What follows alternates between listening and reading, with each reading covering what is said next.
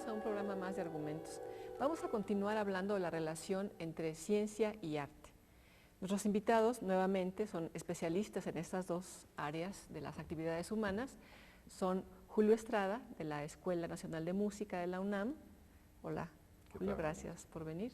Y Emilio Lluís. Él es matemático y pianista, trabaja en la Facultad de Ciencias también de la UNAM. Gracias. Vamos a ver una cápsula y regresamos en un momento. En la antigüedad, los seres humanos se intuían el universo como algo coherente y la vida cotidiana tenía un sentido y propósito. Trataban de encontrar la armonía universal donde el hombre era una de sus resonancias. El arte y la ciencia fueron vistos como aventuras intelectuales que revelaban la clave del equilibrio universal. Los seguidores de Pitágoras estaban seguros de que los números eran el principio de todas las cosas, puesto que la naturaleza podía expresarse matemáticamente. En la música fue donde encontraron las relaciones matemáticas. Sabían que las escalas musicales se podían representar numéricamente. Al mismo tiempo, consideraban que la música permeaba todo el cosmos. Siglos más tarde, en el Renacimiento, el poeta, el científico, el astrólogo y el mago ocupaban una posición privilegiada en la sociedad, y la música desempeñaba un papel importante. Kepler y Newton realizaron sus aportes científicos, siguiendo el hilo conductor de una tradición milenaria, la cual afirmaba que el equilibrio del universo se manifestaba por las relaciones armónicas de sus sonidos y que éstas a su vez podían expresarse matemáticamente. Música y ciencia, pues, constituyeron un tronco común durante centurias. Luego, tomarían cursos tan divergentes que ahora no se reconocen la una con la otra.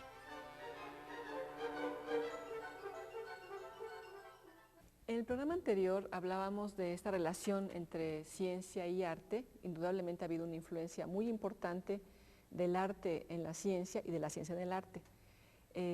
Aquí hay puntos de vista distintos, pero ¿tú crees, Emilio, que los científicos también desean expresar algo? No, tú como matemático, ¿los científicos desean expresar algo igual que los artistas? Bueno, he mencionado que la matemática es una bella arte, la más pura de todas, que tiene el don de ser la más precisa y la precisión de las ciencias. Sí. La matemática tiene en su forma, como es un conocimiento abstracto, en su forma en que se escribe, una elegancia y una belleza que solamente las personas que lo pueden abordar directamente la pueden palpar. A diferencia de la música o la pintura donde uno escucha o ve, la matemática va de cerebro a cerebro. Es como si tuviéramos una partitura de música y nos quedáramos sin un instrumento o un piano donde tocarla. Es decir, la matemática se queda a nivel de partitura. Y solamente aquellos que tienen el deseo o la posibilidad de apreciar la belleza enorme que existe, pues puede hacerlo. De hecho, los matemáticos tratamos desde la época de Euclides de que las cosas y los argumentos tengan una belleza. No es lo mismo una demostración muy complicada y rebuscada a una demostración en 3 líneas. Simple, sencilla. Sencilla. Entonces, en esa parte, en ser concisos, claros, reducir al mínimo la cantidad de razonamientos, eso es la elegancia matemática. Y sí se experimenta un placer estético. Claro. Bueno, además, yo sí creo que los científicos tratan de expresar algo, bueno, tratan de expresar, de discutir entre ellos y con la gente en general cómo es la naturaleza, tratan de explicarla. Y para explicarla tienen que expresar, ¿no? En forma de teorías, que es lo que en ciencia se hace. Para explicar la naturaleza se construyen teorías, pero se construyen teorías, se crean teorías. Sí creo, por supuesto, es muy distinta la forma en que trabaja un científico a la que trabaja un artista.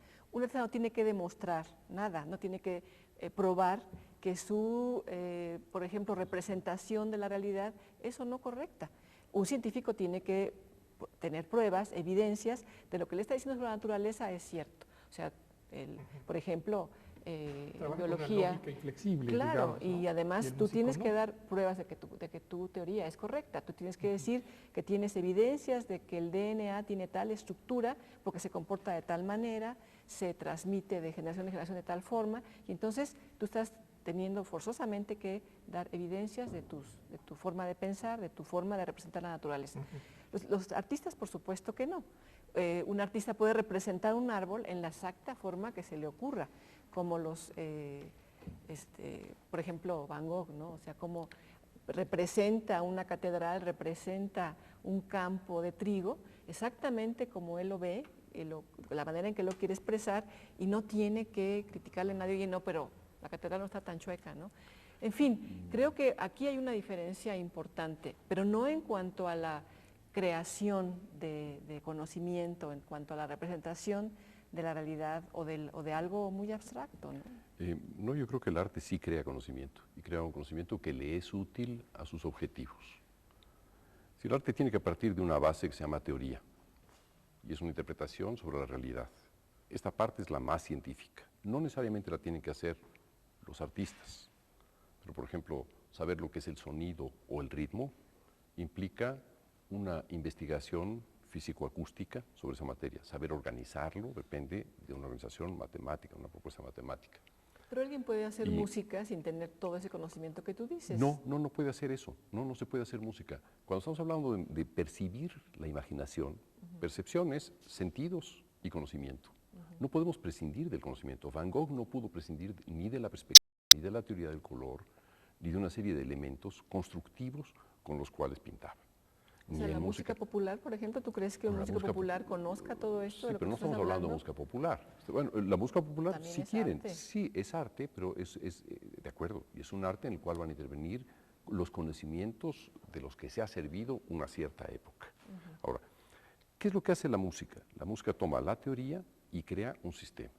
Tú tienes una imaginación cualquiera, por ejemplo. Quieres hacer una música en la que caigan sonidos como si fuera lluvia y se desplacen por el espacio con toda libertad. Bueno, habría que crear técnicamente la holofonía, es decir, holofones, así como hologramas, para que se desplazaran. Bueno, eso requiere una cierta tecnología y una cierta ciencia. El punto de partida es la imaginación del artista. ¿Qué necesita hacer con esa tecnología? Construir el propio artista, y no es otro el que lo construye, un sistema. Este sistema es la manera en la que va a organizar ese nuevo conocimiento que le aporta la ciencia, de tal manera que le sirva a su manera de comportar a nivel imaginario, es decir, en su estilo. Y ese estilo será aquello que se acerca más a la imaginación. Entonces tenemos ahí una pirámide muy importante que es la realidad primero, hasta arriba la imaginación, y en medio, lo que estamos acostumbrados todos, y esa es una mala costumbre, es a adoptar la teoría por cierta, el sistema por cierto, y el estilo por cierto, por verdaderos. Las bases del arte contemporáneo, las bases del arte hacia el futuro, consisten en revisar esa pirámide, los cimientos de esa pirámide teórica, y entenderlo de una forma distinta, aquella que corresponda a las necesidades de la imaginación. ¿Qué es lo que hacen los artistas populares o muchos artistas del pasado? Bueno, que dan por cierto, dan como una verdad los sistemas y los estilos del pasado, se sirven de ellos como quien se cuelga del cable de un tranvía y transita muy dócilmente. El arte tiene otros problemas, tiene que cambiar esos sistemas. Para eso sirve el vínculo con la ciencia. Muy bien, vamos a una pausa y volvemos.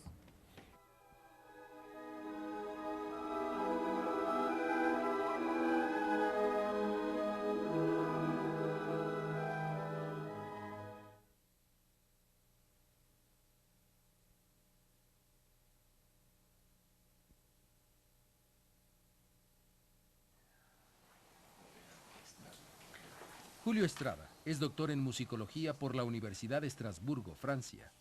Es profesor de la Escuela Nacional de Música y titular del Laboratorio de Creación Musical.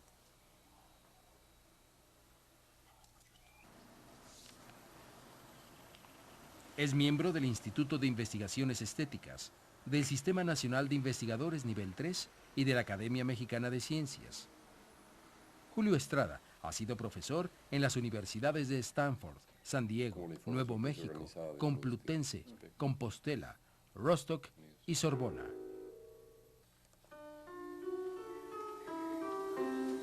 Entonces ahora uno le pide, por ejemplo, al programa que de esto que...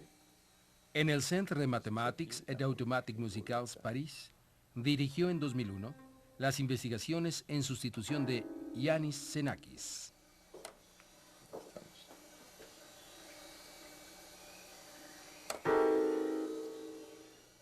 De que la ciencia descubre, explica, inventa teorías sobre la realidad.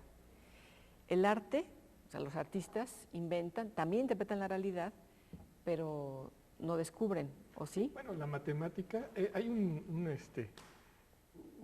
dilema, o la gente ha tratado a través de mucho tiempo de decir si la matemática se descubre o se inventa.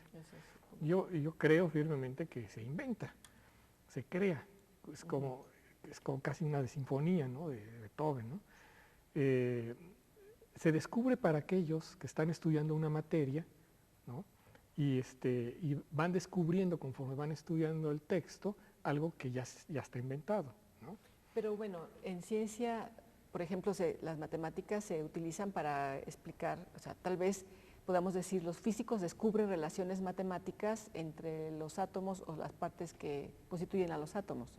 Pero entonces las matemáticas ahí se están descubriendo, ahí, la forma en que están organizados las ahí moléculas, está el físico los átomos. utilizando la matemática como un medio para interpretar el fenómeno físico. Pero yo no creo que está utilizando solamente, está descubriendo una relación matemática en el mundo, ¿no? Así es. En la realidad. Sí. Sin embargo, bueno, la matemática, pues casi siempre yo digo, ¿no?, que es una invención, se utiliza la imaginación. Claro. Vamos, en 3 renglones de matemática hay una cantidad de imaginación quizá mucho más grande que en otras áreas de las artes, ¿no? Sí. En solamente 3 renglones. Sí. ¿Tú nos quieres decir algo también sobre este punto? Yo diría que se inventa en música cuando se está dentro de un lenguaje. Insisto que la música no necesariamente tiene que ser un lenguaje. Es el caso de la música contemporánea. Pero tú nos dices que también la música se descubre. Es que lo que entendemos los legos sobre esto es como en algún lado están las cosas y tú las descubres. Por ejemplo, se descubre una nueva especie, pero la especie ahí está y luego tú la describes. Pero en música... En música sí, mira, por ejemplo, un acústico habla esencialmente del sonido. Bueno, nosotros sabemos que el sonido es el resultado de unos límites de la percepción. Sin embargo, sabemos en física que hay un continuo de frecuencias que va desde las percepciones de tiempo al ritmo, de ahí pasa al sonido, a los ultrasonidos, etc. Si nosotros operamos solamente en el campo del sonido, entonces estaríamos limitados a una parte de la física. Pero si nosotros consideramos que el sonido y el ritmo son exactamente la misma materia, ritmo-sonido de la misma forma en que en física sería el espacio y el tiempo, entonces estamos descubriendo un universo nuevo en música. Es decir, ese universo estará constituido de lo siguiente. El sonido tiene altura, el ritmo tiene duración, ambos son frecuencia. El sonido tiene intensidad, el ritmo tiene ataque, ambos son amplitud. El sonido tiene timbre, el ritmo tiene microduraciones como el vibrato, ambos son armónicos. El conjunto de estos 6 componentes podemos denominarlo un macrotimbre. Esa es una nueva noción que pide ser revisada por la ciencia misma. ¿Qué es lo que podemos hacer en esto? Nos amoldamos a lo que dice nuestra percepción, es decir, que ritmo y sonido son 2 cosas distintas, entonces vamos a trabajarlo de acuerdo a la métrica clásica, que es lo que se ha hecho hasta ahora, y de acuerdo a las concepciones matemáticas del sonido. Pero si consideramos que esta es una verdad que rebasa nuestra percepción, entonces nuestra percepción hasta entonces podremos modificar la percepción en la medida que nuestro conocimiento ha contribuido a que escuchemos de una forma distinta. Cuando yo hago un sonido como este, perdón por hacer algún sonido para ilustrar,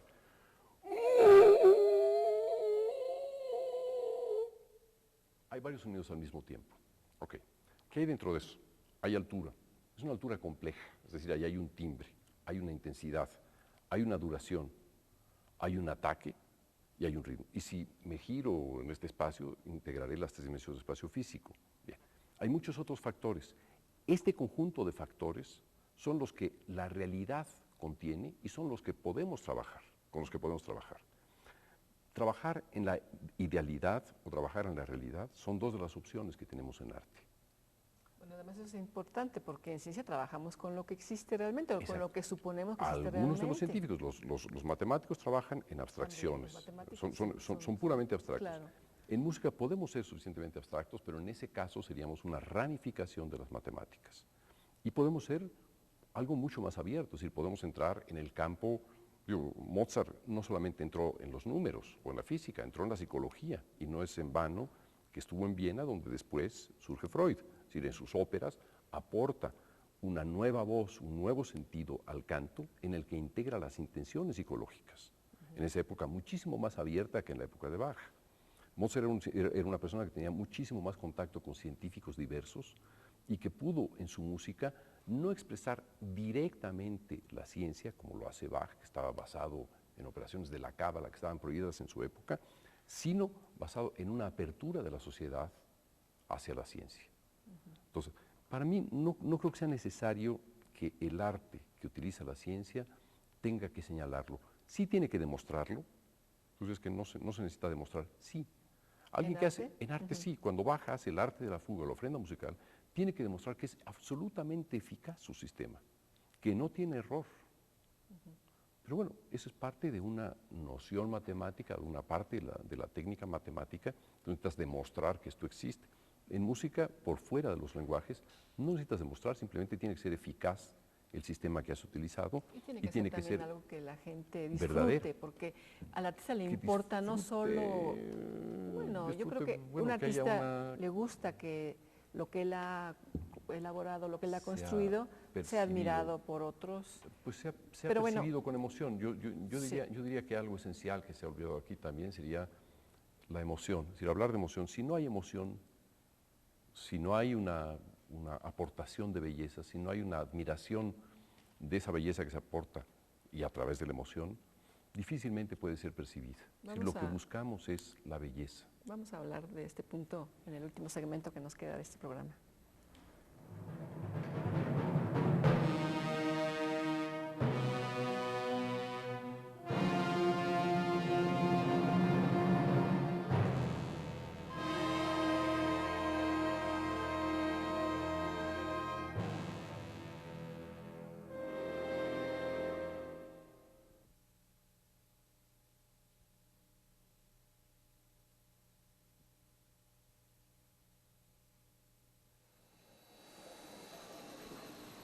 Emilio Lluís, en 1980, se doctoró en matemática en Canadá. Es catedrático de la UNAM en sus divisiones de estudios profesionales y de posgrado desde hace 25 años.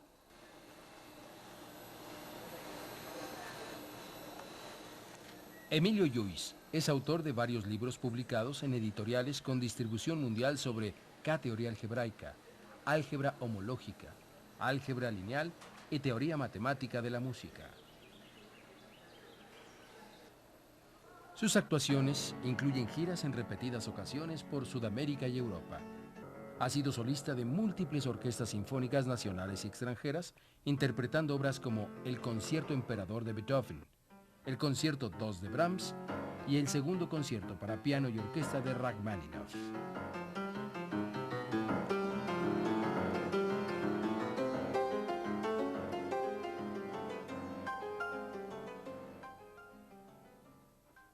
Estamos diciendo, Julio, que sin emoción no hay percepción. O sea, sin emoción no podemos percibir el arte, entenderlo. ¿O cómo lo explicarías? El arte pasa esencialmente por los sentidos. Es una vivencia sensorial en la que interviene la percepción, es decir, en la que intervienen conocimientos e interpretaciones del mundo. Pero también en la que intervienen estados de ánimo, emociones. Si esa emoción no es percibida por aquel que escucha la música del otro, entonces el arte fracasó. Es decir, la diferencia entre Mozart y Salieri es esa. Mozart nos hace emocionarnos, nos hace gozar de su música, nos hace sufrir, porque no solamente el arte es gozar, sino también sufrir. Claro. ¿No? En Don Giovanni se sufre. Sí. Mientras que Salieri no nos hace nada, ni las cosquillas, ¿no? Entonces, es esencial que en el proceso de percepción del arte se tenga una evidencia similar a la que tuvo el artista en su proceso imaginario, en su proceso no creativo, pero en el objeto, o la serie de objetos, o las imágenes, o los estados, lo que sea, que quiera reproducir. Cuando oímos el Requiem de Mozart, no es una cosa trivial, no es matemáticas, no es física, no es solo sociedad, no es nada de eso, es un conjunto de aspectos, es psicología también. Es decir, es un conocimiento extremadamente profundo de las reacciones que tiene el ser humano ante sus propios sentimientos. De ahí que yo pienso que uno de los futuros más importantes del arte sea su inmersión más definitiva en el campo de la psicología, en el campo de la neurología. No es de dudar, por ejemplo, como doctor Julio Sotelo considera que el evento de observar la imaginación artística puede ser uno de los más interesantes para poder informar sobre los estados en que tiene el cerebro, sobre los distintos campos que ocupa el cerebro en el pensamiento musical, y que eso brinda información nueva sobre, o al campo científico, sobre el pensamiento humano. Sí, además yo creo que tocas un punto importante, porque yo decía, el arte se disfruta, no claro, pero también se sufre, digo, por ejemplo, ver el Guernica, tú puedes admirar a Picasso, pero al mismo tiempo es sobrecogedor recordar a la guerra española, a la guerra civil española. Entonces, por supuesto, el arte también nos hace sufrir, igual que las matemáticas. ¿Tú querías decir algo sobre este punto? Puedo un poquito sobre la modelación matemática de cuestiones musicales, ¿no? Precisamente aquí hay un libro que se llama The Topos of Music, escrito por Guerino Mazzola, es un suizo, matemático y connotado jazzista internacional, en el cual mi alumna Mariana Montiel y yo muy modestamente colaboramos en este libro, y de lo que trata es de modelar el fenómeno musical. Es decir, es un poco hacer una analogía con la física de hace 500 años, cuando Galileo les dijo que los dogmas no funcionaban. Es ahora este libro, y claro, tiene artículos de hace también unos cuantos años de gente que colaboró, donde dice que estos dogmas no funcionan en la musicología, sino tenemos que, para hacer un modelaje adecuado, hablar seriamente de una musicología científica, tenemos que manejar la matemática para interpretar los fenómenos que ocurren en la musicología.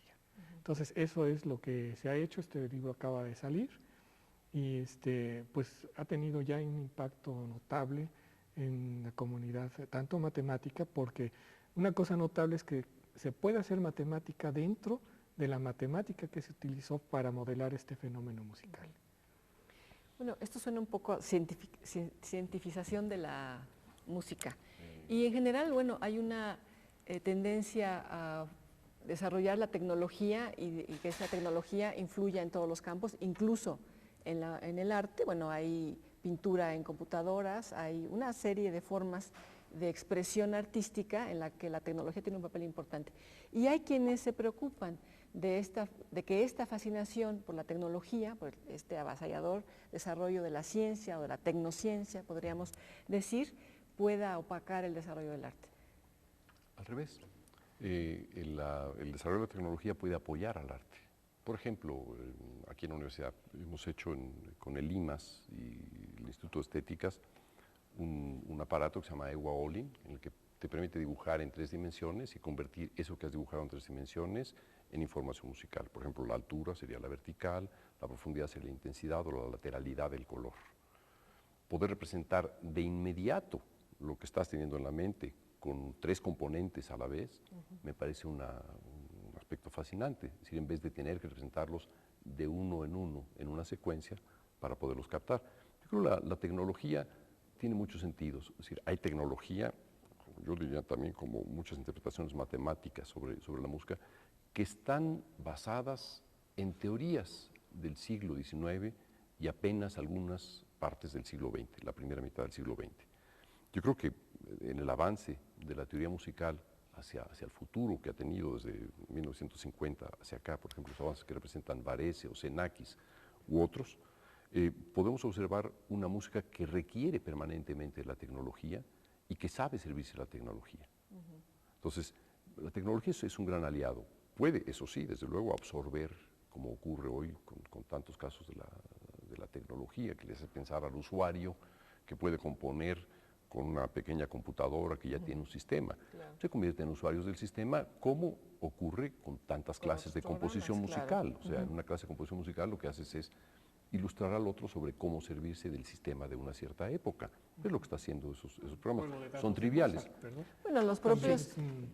ya no El necesitas resultado nada. más o Sí. menos es ese, Sí, ¿no? exacto. Creo que por ejemplo, el construir instrumentos musicales, pues tiene, Es fascinante. claro, y tiene Sí. que ver con la tecnología, o sea, un Claro, violín excelente, un piano. O nuevos instrumentos. O ¿no? nuevas pinturas, ¿no? Bueno, y qué decir del cine, donde, bueno, no tocamos eso hoy, pero la influencia de la ciencia en el cine es fundamental. Sí. Hoy películas como Gattaca, ¿no? Que a mí me pareció una película excelente, donde sí se puede representar, el cubo, no, yo decía en Gattaca, donde se representa esta relación entre lo biológico y lo social para construir al ser humano, esta relación que no puede ser de otra manera, o sea, lo genético no explica lo humano, sino es la combinación entre lo genético y lo social, lo que puede explicar al ser humano. En fin, es un